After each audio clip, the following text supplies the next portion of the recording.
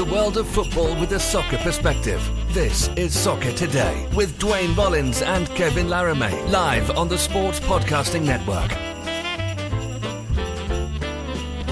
Now give me some figgy pudding.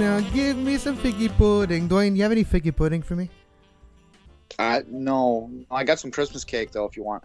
I'll have to throw it really far through the, Good day, good night. Welcome to our Christmas Eve special. Yes, every year on Christmas Eve, we take the role of Santa Claus to the soccer world and give a little bit of gifts to our most favorite characters, teams, and anything we want, pretty much, on Christmas Eve. We give to the soccer world. Duane, but first of all, Merry Christmas Eve to you. Merry Christmas Eve Day, which is the strange one, which we don't know if it's a holiday or not. I did an hour and a half of work this morning while watching the movie Jumanji, which is obviously a Christmas classic. That's what I was asking you. Like the original one or the ones with The Rock? With apparently there's like 3 of them now. Like what? When did they come out? Yeah, exactly. So I got my 2 hours of work done, and I'm ready to start eating my Christmas cake. I am the one guy that likes fruitcake, Christmas cake, fruitcake. I like fruitcake. I don't mind getting it as a gift. So if you want to re-gift me your fruitcake over the holidays, I'm happy to take it. This is the least surprising thing I've learned today. Duane likes fruitcake. It's so fitting. Let's send some panettone at Duane's way. Duane, Christmas, it's the tradition here in the world, the giving of gifts. And for us, we like to give little things to MLS teams, to Canadian soccer players, Canadian soccer personalities, American soccer personalities, or in the entire world. And let's start today with let's you're wearing the Christmas hat on the show right now. So how about you give a gift to someone? I'm going to start out by giving a gift to John Herdman. My gift to John Herdman is calculator. Because not bad. Yeah, because John needs to figure the points out. Well, actually, the CSA needs to figure the points out and figure out how to change it over. Because as much as I have intellectually accepted,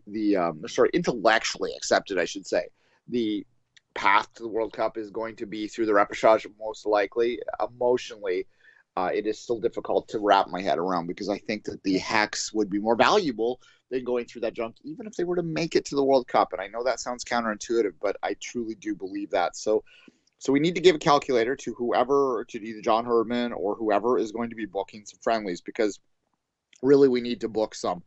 Now, for those that don't know, El Salvador has a couple games booked for non-FIFA dates in the new year, and they're trying to get one of those changed to a closed door practice.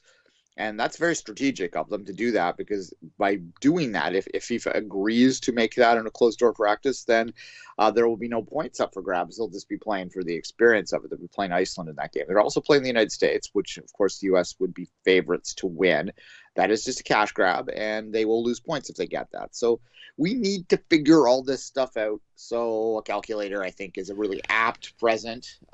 Maybe just an app that is more advanced, that has like automatic FIFA calculations in it on your phone or something. But you're talking about like a Texas Instrument type of calculator for John Herdman and Peter Montopoli, General Director, Secretary of the CSA.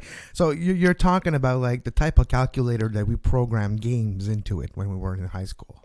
Yeah, or you spell certain anatomy pieces with. Yeah, you know that you can actually spell soleil, so sun in French. That's what we used to do. I guess we're a bit nicer here.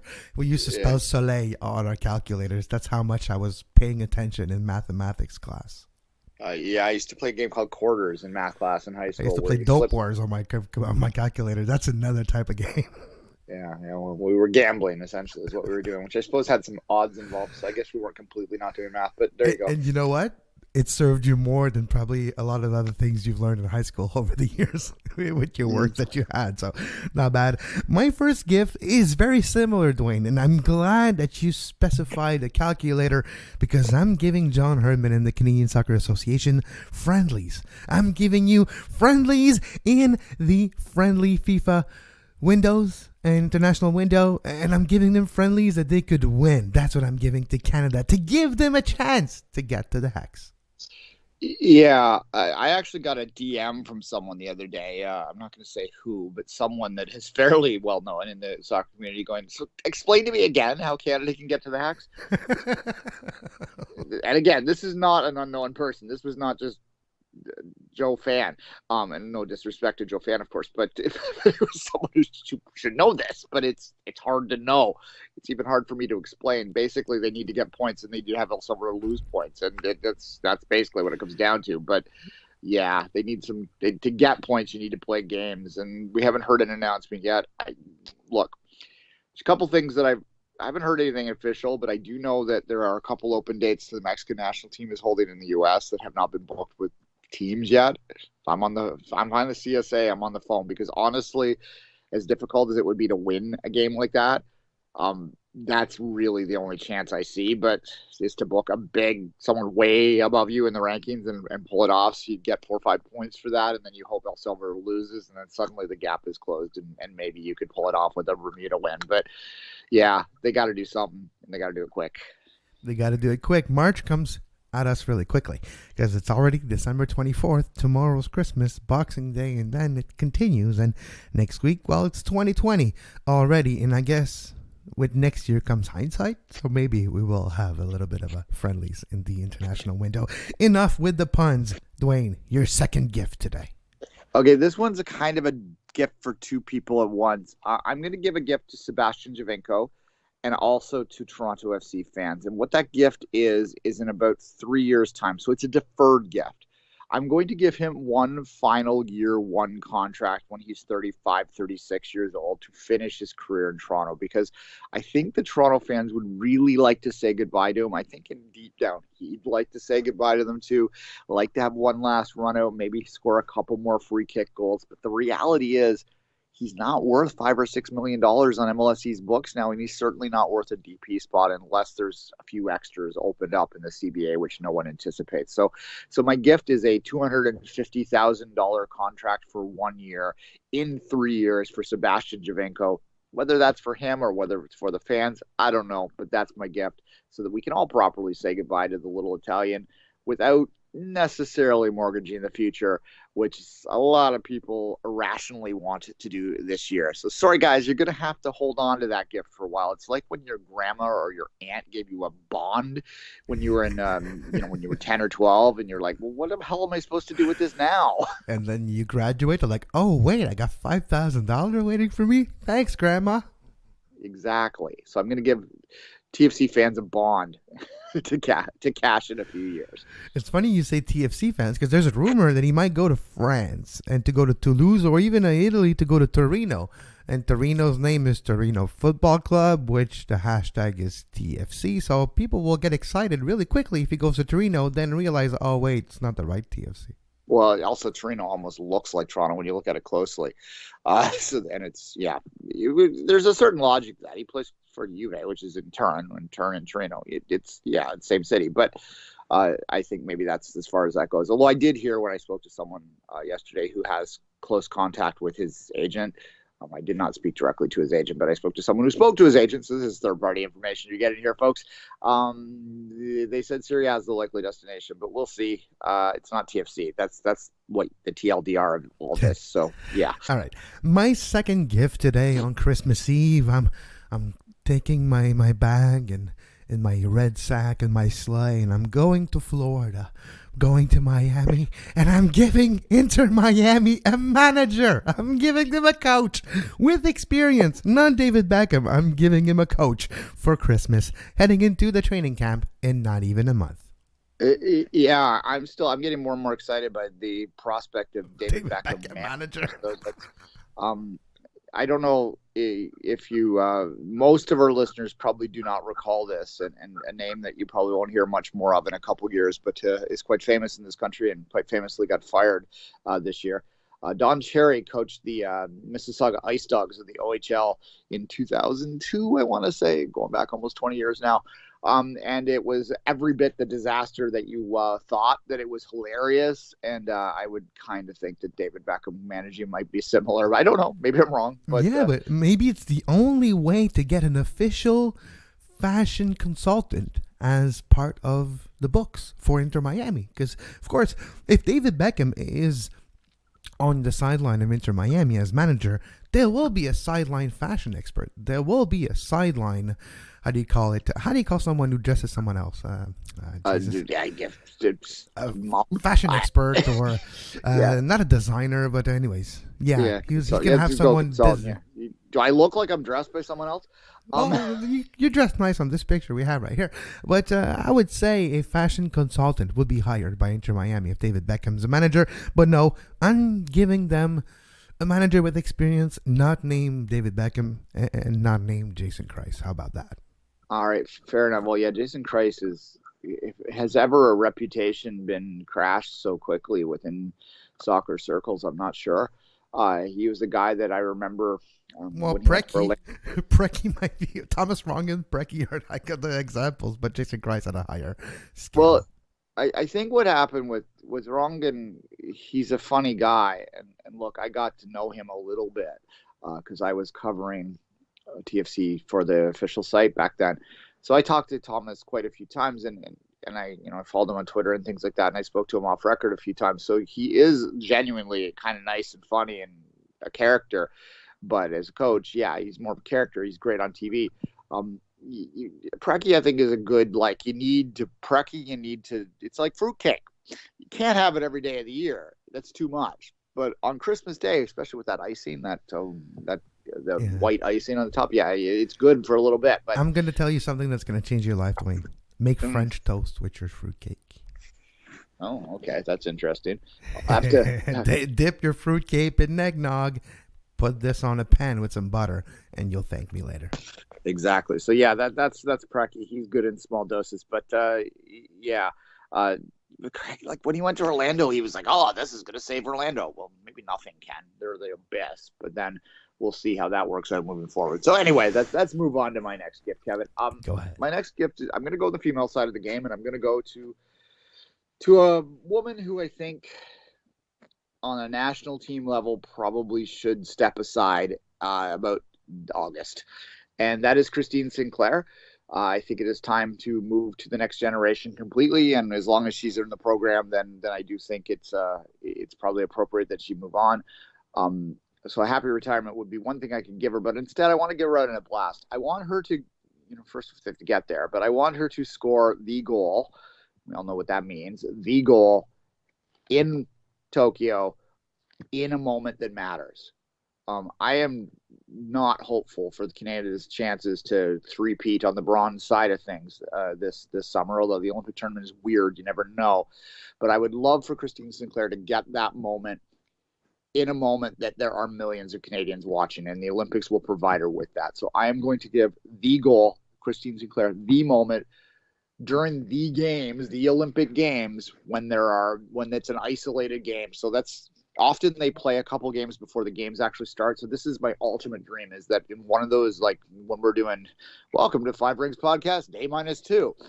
Christine Sinclair scored 3 goals in a friendly. Yeah, or in the first game of the Olympics, as the case may be. So it's something where there's a lot of people watching, and I think that would be an amazing opportunity where she's isolated. Like if it were to happen like late in the games when there's other things going on and Canada wasn't doing much, it might get buried a bit. But if it happens kind of at the beginning, during the Olympics, but not well into the Olympics, I think it would be great. And she deserves a moment, is what I'm saying. She deserves the headline. She deserves everything that she gets. I do think, although I talked to the coaching staff earlier this year and asked them directly how long they thought she was going to play, and they said they said that she might play through the next World Cup. I don't know if that's a good idea, because I don't know. It's a strange one, because she is still effective at times, but father time, or mother time as the case may be, is undefeated, as we've said many times before. So, but let's give her that moment. And that's what I want to give her.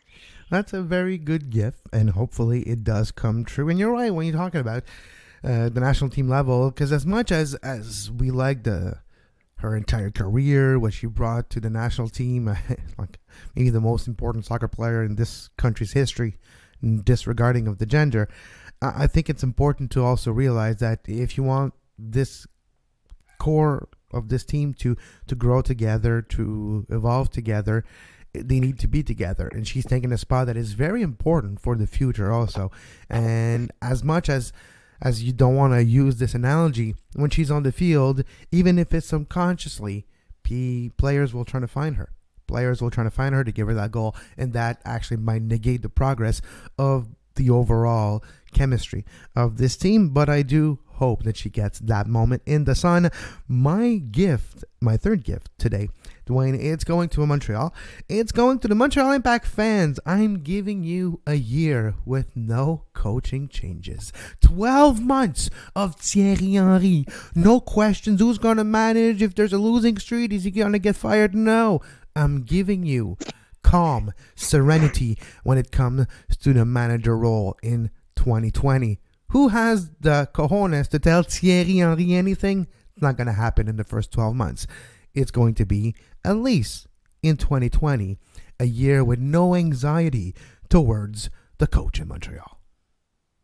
Fair enough. And, I think that in this particular case, what's good about this hire for the Impact is this is such a big personality that it would be very, very difficult to justify moving on from him, right? So that gives him more time. Now, the question I would have is if he were to get an interest from a bigger club in the world, and I'm talking the Premier League or something, would he move on himself? But I don't think so. So yeah, I think it's a gift that might happen is what I'm saying here. And it certainly, I have been critical of the Impact for having a trigger finger many times over the past decade. So I'm not going to complain about your choice of gift here, Kevin, for sure. This is definitely not a pair of socks under the tree. This is something that people would want to open. And it's, when we look at 2019, there was 3 manager changes for the Montreal Impact. From Rémi Gare being fired, Cabrera being hired, Cabrera being let go. Actually, 4, Cabrera being let go, and Thierry Henry being hired. I think it's enough, and people are tired of seeing hiring and firings at the manager role. It's going to be stable for 2020, and fans can just focus on the Piatti drama, which I'm not going to get into because I don't know if he's back or not. I have no idea. I'm not giving a gift to Piatti. I'm not giving a gift of Piatti's presence because I cannot guarantee anything, and I don't like to give and then the gift is a moot gift and it doesn't happen. So Montreal, no worries for your coach in 2020. Your next gift. Fair enough. Okay, my next gift, I'm going to give this gift to the soccer fans of the capital region of Canada. Ottawa, Gatineau, right down to Kingston even, I guess. Anywhere that's sort of in Eastern Ontario that may have been gravitating towards the Ottawa Fury. We all know the story well. It has been one of our stories of the year this year in Canadian soccer is what's going on with the Fury. It's not a good story, but it has definitely been.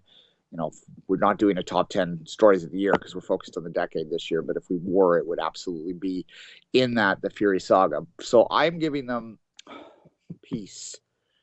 I don't think it's realistic to give them a team for next year because I don't think that will happen. But what we can give them is rational conversations taking place in the capital that provide them with hope for the future, hopefully for 2021, but if not 2022, that there will be a path forward. Everyone agrees that there needs to be a team in the Canadian Premier League in the Valley, in the Ottawa Valley. So what we need now is everyone to sort of let go of the past and move forward. So I'm giving them peace. You're giving Ottawa closure. Yeah, that's it. Because it is a grief to a level. It is more maybe accustomed to a breakup, like an emotional and very hard relationship being ended. That's what losing a team kind of feels like. All the way to grief, and closure helps in this situation. And we do hope to our listeners in the Ottawa region, Stéphane, Stuart, John, and company of all the supporters club in the history of Ottawa Fury. We hope for the best, and we hope that you can look ahead to a future with soccer in the Ottawa and Gatineau region. Now, Duane, I'm gonna move ourselves to Europe here. I'm gonna go to Italy. Yeah, I'm gonna go to Italy as a whole, and to Serie A as a whole. And I'm going to give the very, very big gift, and it might seem like trivial as a gift, but it's not that trivial, and I guess common sense ain't that common. Because I'm giving common sense to Italy to realize that it's 2019 heading into 2020, and it's time to let go of the ways of the past. Yeah, it's about time you start being kind to your players. As an owner of a team, as a manager of a team, as fans, it's about time that racism stops. And when you're trying to dig yourselves out of a hole, but you keep digging, guess what? You're making the hole just bigger. It's time to realize that things need to change, and you're the only one who can do so. It's yourself, Syria. Look yourself in the mirror, do whatever you need to do, but it's time to arrive in this century. Yeah, look, I mean, I want to talk about Serie A scoreboard wise. Like I do. I've watched, it's on my DAZN. It's easily accessible for a lot of our listeners. So it would make sense for us to talk about it. But until they get their house in order when it comes to that stuff, I can't feel comfortable doing it. And having said that, I know that, there was racist incidences in London last week. Sunday, it happened in the Manchester Derby. Whether or not you think that man was doing monkey symbols or not, it certainly, the fact that it even was suggested is suggesting that this stuff happens all over the world, right? So yeah, it is stuff that needs to get dealt with everywhere, but it is happening particularly often in Italy and Syria, and that's why. Even if it doesn't, sorry, Dwayne, I was just going to say, even if it doesn't happen that often, the time that it did happen were very public, and the perception is that it's happening often in Italy. So even if you think it's not happening that often, you got to put a kibosh to that perception at least. You got to put your shit together, like you were trying to say, and be kind. You got to bring a third party in, an exterior firm, to look at things, to give you a recommendation, and you need to act on these recommendations. It's the only way to go forward to gain the trust of not only fans, but players, especially the likes of Lukaku, Moise Khan, etc., and also journalists like us and across the world, to have a little redemption moment for Serie A. And I think that's what we cannot wait for it to happen, is to have a third party coming into Serie A and examining, looking, and truly feel like there's something done about it. Now that's the perception, is that every time they're trying to do something about it, just go back to 2 weeks ago and the campaign using apes. Like, it doesn't make any sense. It's like there's not someone who was consulted, like the person representing, I don't know, the mainstream consciousness that would tell them, yeah, that doesn't come off good. Like, I don't know how would you say it, but the person representing common sense, that's what they're missing. So I'm sending them a common sense representative that's going to sit at the table and tell them, guys, you cannot have a anti-racism campaign with gorillas. It's literally doesn't make any sense. Come on, people, you should know better. That's what I'm sending them. Common sense to look at things in the proper way. Well, it's the ability to see the perception from others people. When it comes to that campaign, I think they were trying to be cutesy and ironic about it, right? It doesn't work when everyone just assumes that you're all racist. You can't just go, okay, here's a racist symbol that we're trying to, what? Like, it doesn't work. It's not like when, people take back. That's, I think, what they were trying to do. They were trying to take it back, but you can't take it back. You haven't earned that yet. So you need that common sense, that outside perspective in there for sure. Yeah, we could talk about hours for that, but this is Christmas Eve. Let's focus on positive stuff. So here's a positive gift from Dwayne. Yeah, well, it's not really that positive, but it's sort of. That's why I was kind of ironic, because I'm expecting it not to be.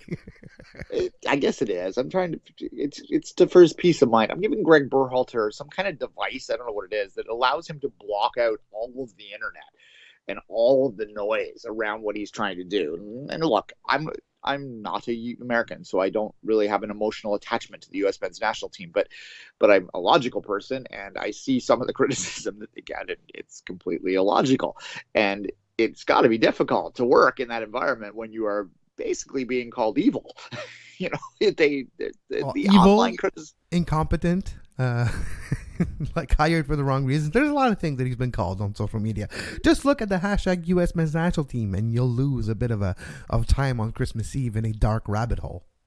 Yeah, and I mean, I could give the same thing to Josie Altidore as well. Josie Altidore is not why you missed the World Cup. He scored a hat trick the day before. But at any rate,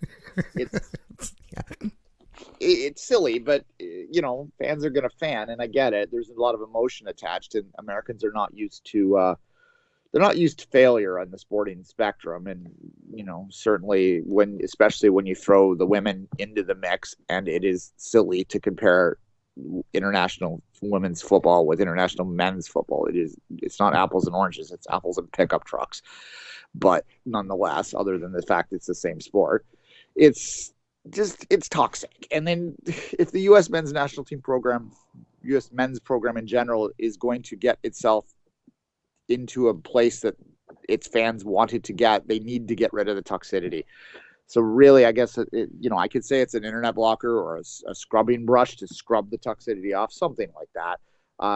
Because this is similar to the Ottawa gift in many ways. Until you can get to a rational discussion place, nothing productive is going to happen. And as much as the U.S., is trying to do something, Greg Berhalter is trying to do something, there is a lot of spinning in the wheels right now. And I think a lot of that has to do with everyone assuming that they know exactly what to do and that they know exactly what everyone else is doing wrong. So, yeah, it's what's basically the same as we have here for years. It's just amplified because there's 10 times more of them. Yeah, no, that's true. I forget the name of the theory right now, but there's a famous theory that I read a few weeks ago that people that have no knowledge or no experience in a certain field will feel like they're better at it than an expert. And the more you gain knowledge, the less you actually think you're good at something. It's a weird curve. It's like a half circle, that the more knowledge you have about a situation, the more you don't know, pretty much, is the TLDR version. And this applies to a lot of things online, and especially when it comes to managing a club. Someone that never played soccer, never managed players, never was a boss of anyone in the world, finds themselves looking at a TV screen and thinking, yeah, I can do better than Greg Berhalter as manager of the national team. Come on, it's not that hard. Yeah, I forget the name of that theory, but it's a good example of it right there. Yeah, it's not the same theory, but I'll give you a similar thing. A little bit of knowledge is a dangerous thing, as an adage that is true, and I think it's true here. I get into this all the time. You'll note that on this show, although we will occasionally dab our toe into tactics and stuff like that. That is not our wheelhouse. I will never pretend to you that I know more about how to tactically set up a football team because I played Football Manager a couple times. That's ridiculous. And I think that's kind of what we're referring to here. There are a lot of keyboard warriors out there that think that they know more than professionals who've worked their whole life in the game. Whether they be administrators or managers. And then obviously that's not to say you can't criticize them and you can't be critical of what's happening there, because certainly you can be and should be in some cases. But yeah, sometimes it's just anger for the sake of anger. Sometimes that's the world though, right? It is the world. It's the Dunning-Kruger effect I was looking for. That's the name of the theory. You can look it up. And yeah, you'll call me an asshole probably, but it is what it is. It's sometimes, and I do it sometimes too. But if you think that you have it, you probably don't, because it's a very small portion of the population. But it is an example. So yeah, the Dunning-Kruger effect does apply to Greg Berhalter's job from an outside perspective. Duane, I'm gonna give a little cute gift here as well to slowly bring this show to an end. And no, I'm not a Liverpool fan, but it's about time, I guess, when you look at their history. I'm giving Liverpool what we can call it. I think it's almost Christmas. I'm giving Liverpool a Premier League title in 2020, their first ever since 1993. Sure. I guess you're giving me a lump of coal then, but that's fine. Well, yeah. There's an octagon, there's a paragon, there's like a multigon, and you know what? For Manchester City, there's a title's gone. There you go. I also, as a sports fan in general, Duane Rollins, have zero to complain about for the 2010s. Zero. From Nothing. The Raptors, the Washington Capitals, Manchester City winning the Premier League 3 times. Yeah, Duane's good. Duane's good for another 20. Yeah, well, TFC, for freak's sakes. Even the TFC, the Jays finally made it back to playoffs. I'm a huge Jays fan going way back. The only team that I have that of my lifelong teams, I guess TFC is lifelong in the sense that it's as long as they've been alive. The lifelong team is the only one that didn't do anything this decade with the Dallas Cowboys, which is quite easily the least of my concerns when it comes to my lifelong teams. Yes, I want them to win more than lose, but it's not that I'm, sitting in front of the TV every Sunday, hanging on every play. It's more of a, how'd they do yesterday kind of thing at this point in my life. So that's fine. Yeah, I'm nothing to complain about. Hell, even the Wolfpack got promoted to the Super League. Yeah, which was like kind of like the bully getting the lunch money from the geek, but that's nonetheless still happened. They had what 10 times the budget of every single team they've played against for the last 3 years. So eventually you're gonna get to the top league. Here, we didn't have any of it in our list, but I think it's important. We gave gift to Montreal. We gave gift to Toronto. We gave gift to Major League Soccer and Major League Soccer fans. Let's look at our friends in Vancouver. Well, friends. Let's look at our listeners in Vancouver, and let's give him a gift. Wayne, I'll start, and I'll give the gift of stability, calm, and serenity for Vancouver in 2020. No more drama. No more big defeats. No more bad relaunch of a team. With Lucas Cavagnini and the tank, they're going to destroy their opposition and slowly move back into relevancy in a playoff contention.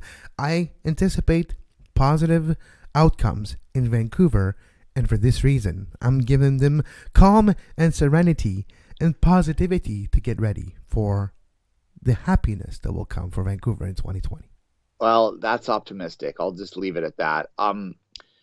I'm giving them patience is what I'm giving them, because I think that they might need another year of patience. I hope, obviously, as a Canadian men's national team lifelong fan, I guess that's the one team from my lifelong fandom that I can say didn't have a great decade. But with them, it is what it is. I was born with them. I'm stuck with them. Doesn't matter what they do. Anyway, but yeah, I think it could be a challenge. I worry about that signing and them starting to eat their own, but we'll see. Hopefully they can get service. I do think there's a lot more work to be done in Vancouver, and obviously if I can give one more gift out in general, it's to MLS again, and it's to the fans of MLS that there is an actual season that continues and is not interrupted in any way, and is stress-free at the beginning, because right now I find it funny, and it's because it's happening over Christmas. No one's talking about that CBA yet in a real way. I mean, we are obviously, but you just don't see it. So let's hope that that's not a thing. When was the last work stoppage in major sport? I'm trying to think. The basketball lockout, which is more than 10 years ago now. So yeah, that they're not fun. Okay, when was hockey? When was the last hockey one? I forget. 2004, wasn't it? 2004-5? Or was it another one after that? No, 2004-5, I believe. Yeah. Yeah, so it's been a while since we've last had one, and it's they're not fun if you're a sports fan. I mean, you tune out and you lose fans, and I think Major League Soccer does have a certain momentum that they need to maintain, particularly going into all these new markets. I mean, I can't help but think, like, I look at this market here. I think that it's been here long enough that the core is not going anywhere, so they'd be fine. But you look at a market like even Atlanta, with all due respect to them, like that's a lot of people that are coming out for the party, and if the party goes away for a while, there's going to be a new party hookup somewhere else, and that's going to be problematic. Maybe not, I'm not saying for sure Atlanta would disappear. I'm not saying they disappear completely, but it would be work to get it back, and I don't think you'd want that. So hopefully cooler heads prevail there too, and it allows them to realize that there's a lot to lose from both parties, and there's got to be a middle ground compromise that allows more flexibility, more movement, and more integration with the world market for the players, but at the same time recognizes the unique position of the sport in North America. And that's not a nuance that a lot of people like to talk about, but certainly exists. So let's hope that gets dealt with. And to finish the show, Duane, I'm giving every Major League Soccer fan, journalist, owner, worker, character, personalities, everyone, I'm giving you 12 months of no expansion announcement for you to enjoy. Maybe. We'll see. We'll see on that one. If a magic billionaire pops up in Detroit with a stadium in mind, there's going to be an announcement. Maybe, yeah. But on that note, Duane and I wishes you a great Christmas Eve. Be safe tonight. Tomorrow at 11 a.m., our special Christmas Day show comes out. Our top 10 moments and stories of the decade in the world of soccer in general. And on Boxing Day, we have our top 10 of the decade in Major League Soccer. You can find those two podcast shows available at 11 a.m. tomorrow, and on Thursday we'll be back with a live show on Friday. But until then, enjoy your Christmas Eve, enjoy your Christmas Day, your Boxing Day, and we'll talk to you tomorrow. And until then, for Duane, as always, have a great soccer.